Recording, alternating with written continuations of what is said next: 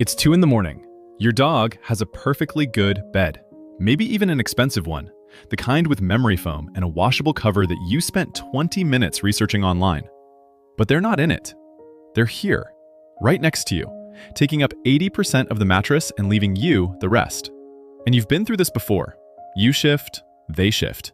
You find a comfortable position, and then 40 pounds of warm fur presses right back against your legs. Every single night. Most people assume it's about warmth, maybe comfort. Maybe they're just being clingy. That's the word your friends use, right? Your dog is so clingy. Behavioral neuroscience tells a very different story. What your dog is doing every single night, this thing that you've dismissed as a quirk or a habit or just being a dog, is one of the most complex expressions of trust, attachment, and evolutionary biology between two species on this planet. And most owners have no idea. Now, you've probably Googled it.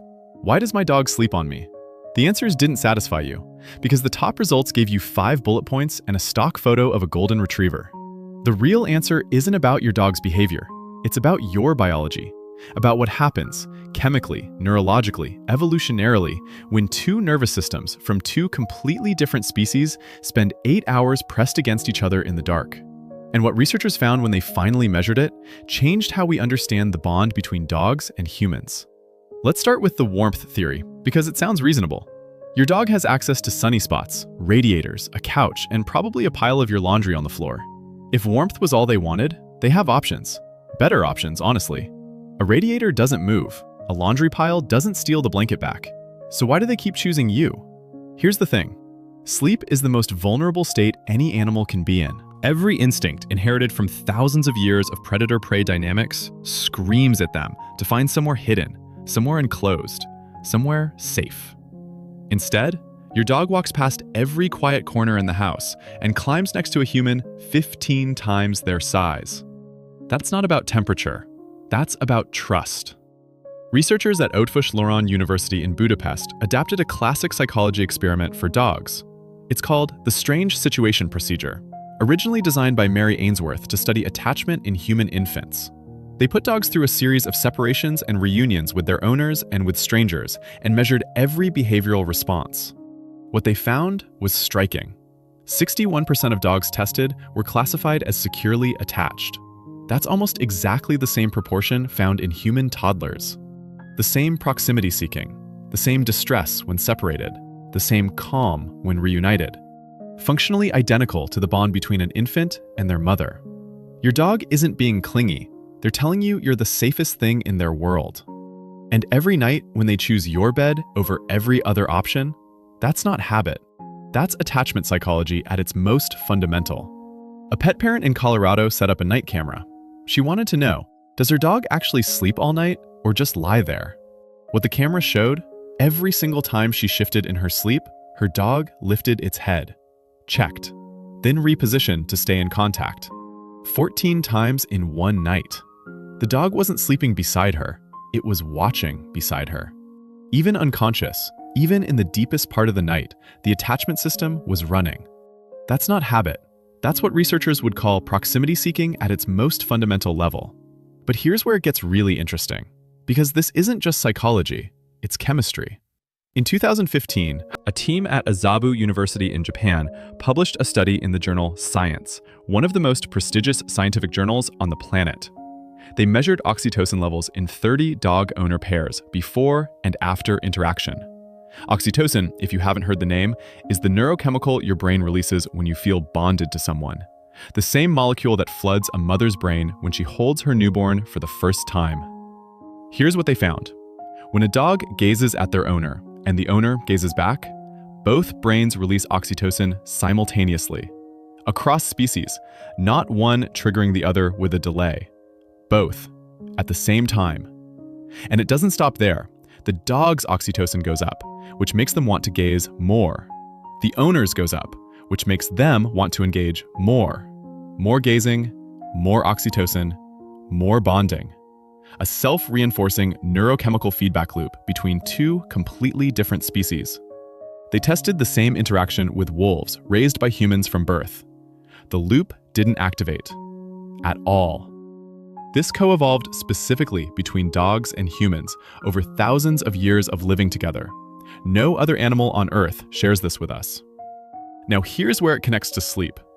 10 minutes of petting produces measurable drops in cortisol, your stress hormone, in both of you. 10 minutes. That's it. Now think about what happens over 8 hours of sleeping pressed together. 8 hours of contact. 8 hours of co-regulation. 8 hours of a neurochemical conversation happening beneath conscious awareness. Try 10 minutes of quiet petting tonight before bed. Your cortisol, and theirs, will thank you. Think about where your dog sleeps right now. Think about how they position themselves. Always in contact. Always facing the door. Always between you and whatever might come through it. That positioning isn't random. It's 15,000 years old. The answer is, before almost everything else. Dogs are the only animal domesticated before agriculture, before farming, before cities, before writing.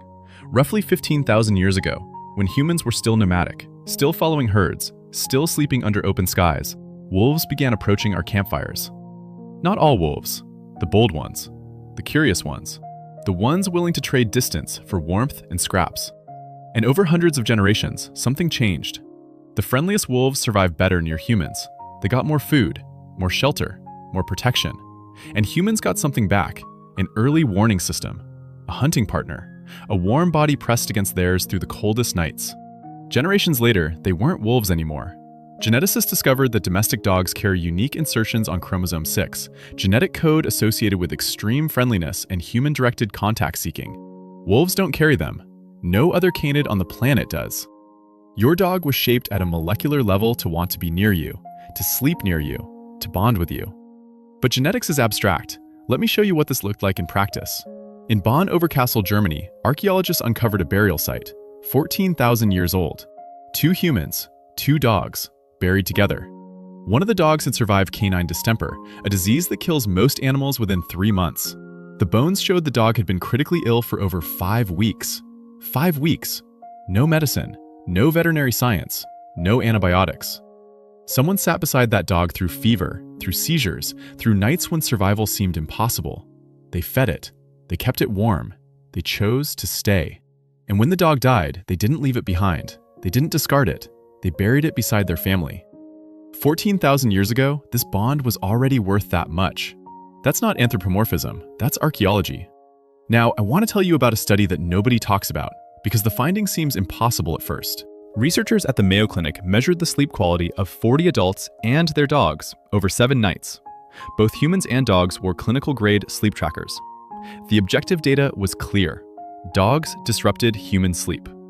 Movement, repositioning, the occasional 3 a.m. stretch that takes out your ankle, the numbers don't lie. Your sleep is measurably worse with a dog in the bed. And yet, almost every single participant reported feeling more comfortable, more secure, and more rested when their dog was in the room. How is that possible? A researcher at Canisius College surveyed nearly 1,000 women. Dogs were rated as less disruptive than human bed partners, more comforting, more consistent. The motion trackers showed owners were waking up briefly every time the dog moved, but they almost never remembered it in the morning. The physical interruptions were real, but the felt experience of safety was stronger than the disruption. Here's the thing most sleep experts won't tell you.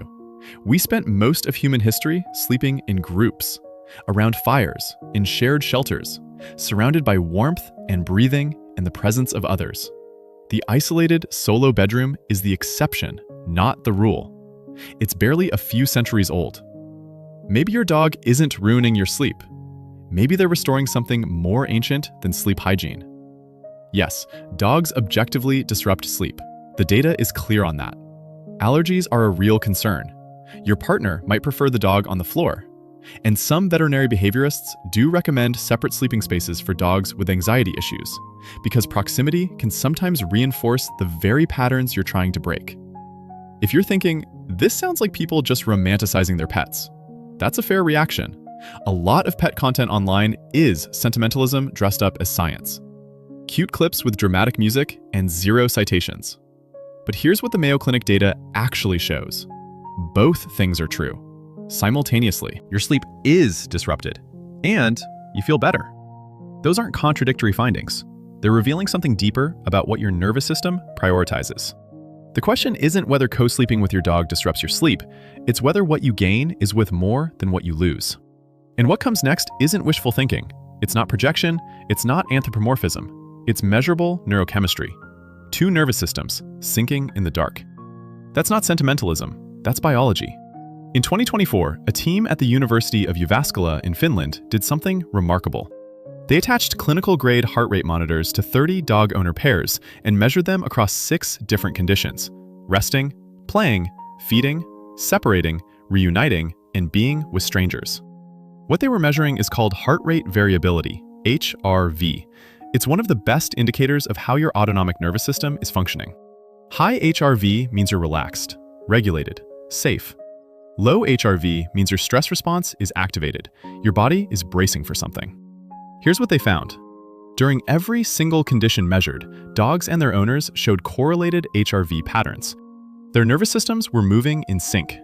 When the owner was calm, the dog was calm. When the owner's stress rose, the dog's autonomic state shifted with it. Not after a delay, together. And the synchronization was strongest during rest. When they tested the same measurements with dogs and unfamiliar humans, people the dogs had never met before, nothing. No synchronization at all. This only happens within bonded pairs. What this means is remarkable. Sleeping beside your dog isn't just a psychological comfort. It isn't just an attachment behavior. It isn't just chemistry. It's a neurological event. Two separate nervous systems, from two completely different species, co-regulating each other through the night, matching rhythms, sharing calm, without a single word spoken. Every night, while you sleep, two nervous systems are having a conversation that neither of you can hear. And now you know it's real. If your dog has been sleeping beside you for months or years, and one day they stop, don't brush it off. Dogs are creatures of habit. When a deeply established behavior disappears overnight, there's always a reason. And understanding that reason quickly can change everything. So here are 3 questions to ask. First, has anything changed in the environment? A new pet, a new person in the house, a shift in your schedule, new furniture. Dogs are exquisitely sensitive to changes in their territory. Something that feels minor to you can feel seismic to them. If this is the cause, give it time. Observe for 1 to 2 weeks. They often readjust. Second, are there any physical signs? Limping, changes in appetite, restlessness, avoiding jumps they used to make easily. Veterinary researchers have found that changes in sleep location are one of the earliest behavioral signs of pain, appearing before limping, stiffness, or any obvious physical symptom. If you see these signs, schedule a vet visit within days, not weeks. Third, is your dog over 8 years old? In older dogs, disrupted sleep patterns are the hallmark symptom of canine cognitive dysfunction, the dog equivalent of dementia.